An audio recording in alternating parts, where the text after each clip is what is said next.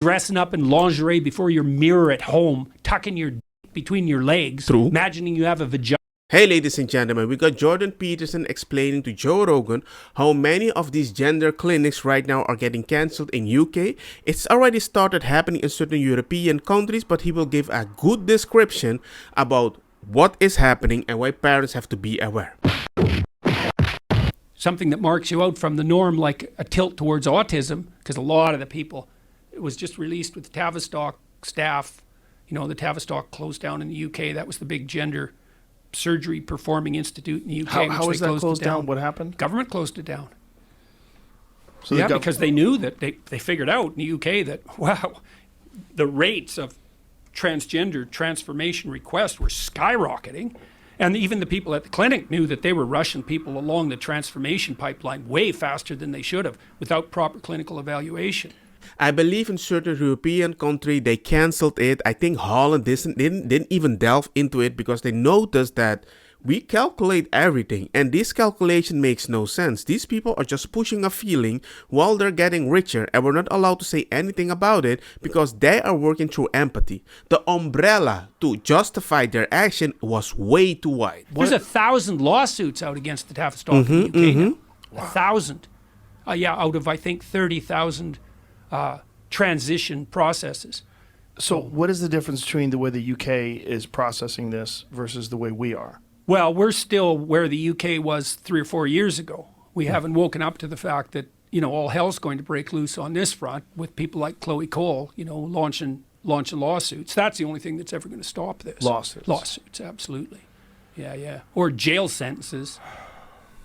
So, like, it's absolutely appalling. It's kind of interesting that the only way you can stop people for making money by pushing something on you is by taking their own money. It is only then they're going to be like, okay, we're going to listen.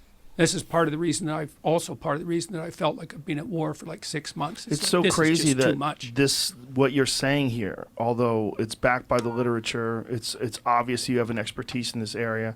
This is labeled as transphobic. This is a transphobic Well, it's even worse than that, you know, because the data, and this was known, let's say 10 years ago before this all became an issue. Ken Zucker in Toronto, he was the world's leading authority on transgenderism. You know, he divided it into 2 parts. There's the autogynephilic types. Those are the guys who get sexual kicks from dressing up in women's clothing and then go do drag queen story hour. Say, well, we're just, you know, pristine and pure. It's like, no, you're not. You're getting a sexual kick from dressing up in women's clothing.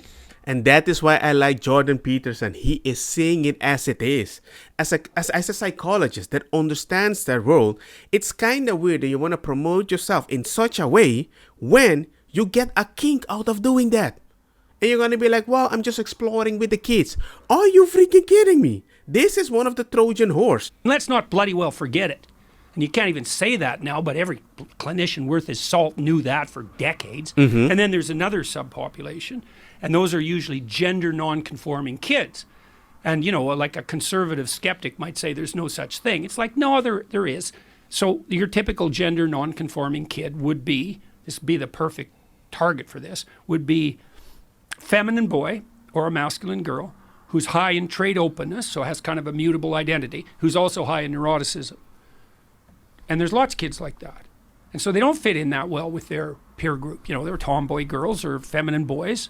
And then if you track a lot of them, some of them develop body dysmorphia. They're not very happy with themselves at puberty. Because they don't fit in. Me? But Zucker showed very clearly, he ran the transgender treatment clinic at CAMH in Toronto for decades, and he was one of the world's leading authorities in terms of publication. I think he was the editor of the lead journal for years. They just took him out in Canada, fired him and disgraced him, and he battled on the lawsuit front for like 10 years and was eventually vindicated, but he didn't have a political bone in his body. He was a clinician through and through, you know. He wasn't playing political games, documenting autogynephilia. That was just clinical reality. And that is why I think it never really grew in Holland. I study in Holland. I know how they think. They're very analytic people. So they don't believe in God, but they believe in logic a lot. And something just didn't click with them. And I look, wait, I know what you're trying to do, but you seem to be making way more money benefiting on other people that are very insecure. Because in Holland there's like a motto, ik moet niks.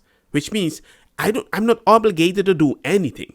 So the moment they came with all these gender things that you have to do that, they were like, yo, we're going to cancel that. And many people stayed in reality.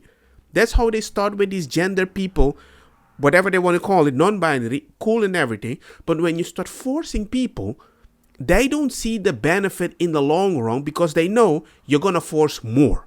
Now it's become verboten to even suggest such a thing. Oh, there's nothing sexual about this. It's like, yeah, right. Tell him. Dressing up in lingerie before your mirror at home, tucking your dick between your legs, True. imagining you have a vagina for sexual kick. Oh, there was nothing sexual about that. Yeah, right. Bloody absolute liars. I'm so happy he's calling it out. Hey, man, people need to start speaking sense like Jordan Peterson. Now, then you have the kids who don't fit in on the gender front. That's a different pathway. But with them, if you leave them alone, so do no harm, leave them alone. 90% of them accept their body, their sex, by age 18 or 19. And 80% of them are gay. Uh-oh. So what that also means is, and the gay community is going to wake up to this sooner or later, is that most of the kids being sterilized and mutilated are gay. Yeah, A, B, C, D, E, F, G. I want you to U-turn that and not blame it on the right wing. So I don't see how the LGBT alliance is going to hold up under that sort of reality. Mm-hmm. So, yeah, that's for sure, man. What a crazy Yeah, and situation. here, let's add something equally ugly to it, Ooh, since we haven't gone far enough yet. let's go. Here, we'll do a little bit of arithmetic. So, a while back, Disney executive mentioned on video, this is when Florida went after Disney, it was all when this was happening. She came out and said, I think she was head of domestic programming for Disney. She said, well, I have two children, 5 and 7. One is trans and the other is pansexual. And I just thought mathematically right away, it's like the chance you have a trans kid is 1 in 3,000. That's not a very high chance. And let's say the chance that you have a pansexual kid is the same, whatever pansexual means. I don't even know how to calculate those odds. But whatever that is rarer than trans, because no one ever even heard about it until 5 years ago. So the joint probability that you have a trans kid and a pansexual kid is 1 in 9 million. How does that make sense? She won the lottery ticket. The odds that you're a pathological narcissist sacrificing your own children to the glorification of your compassion is 8,999,999 to 1. So, like, do you have a trans kid and a pansexual kid, or are you a devouring mother? Well, you can look at the odds and decide for yourself. Jesus. Oh, yeah. Oh, yeah. No kidding. Look, man, Freud was no dummy when he pointed to the fact that the devouring mother was one of the major impediments to proper human development. And what did I tell you before? What did I tell you so many times in the other videos? Empathy, too much, it's freaking dangerous.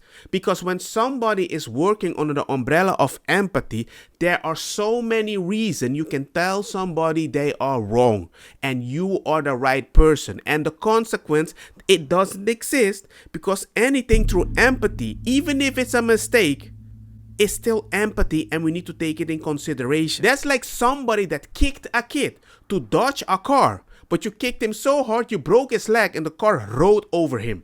But I tried to save him. He knew that, looking deep into the darkest families and seeing this proclivity of the overprotective mother to destroy the developing integrity of the child, to keep the child infantile, to cling to that relationship instead of developing a life for herself and letting the child go flourish.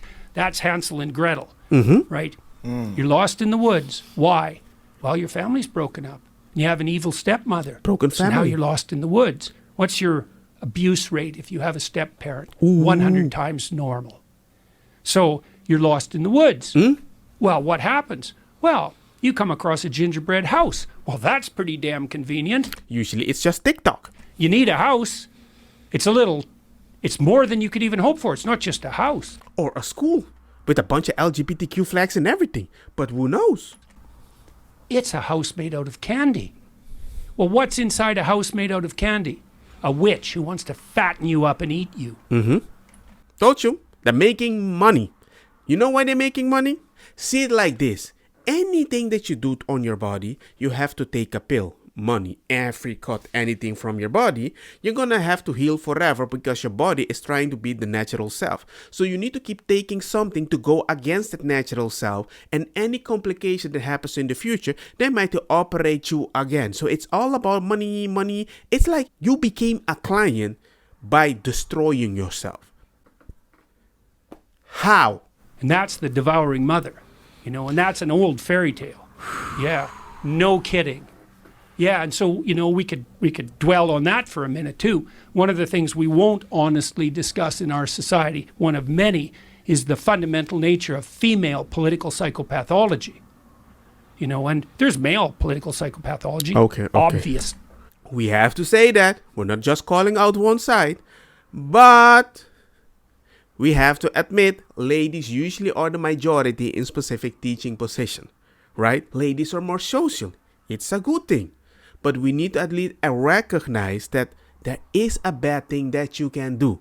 I want the advocacy for we hate misogyny, that we also have to go after the other toxic part that can come from ladies at the same level as we consider it for men. I know that a lot of people that I've known that are very nice people, once they had a little power, I've seen a certain character come out of them that it disgusts me. And if we are not active on that front, on any front, man, woman, or whatever, amen, I've seen a lot of adults with damaged children inside. And those are dangerous. That's what the feminists complain about all the time when they talk about the oppressive patriarchy, Told toxic you. masculinity. There's no shortage of toxic masculinity. So is there any toxic femininity? Well, not if the feminine is just the, oppressed virgin goddess whose nature. But how about we don't live in that fantasy world? And we know, there's female political pathology, the tendency to infantilize everyone, and the tendency to assume that everyone who doesn't go along with the infantilization is the enemy, properly characterized as a predator. And so, you wonder, why are the universities turning into extended daycares? Well, a lot of the reason for that is that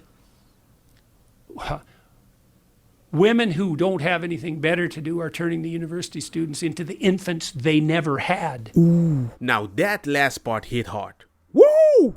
Amen. Let me know what you think, mommies and daddies. And since YouTube also is acting very special, I would say send me all the controversial stuff that you can, and I'm just gonna cover them as much as possible.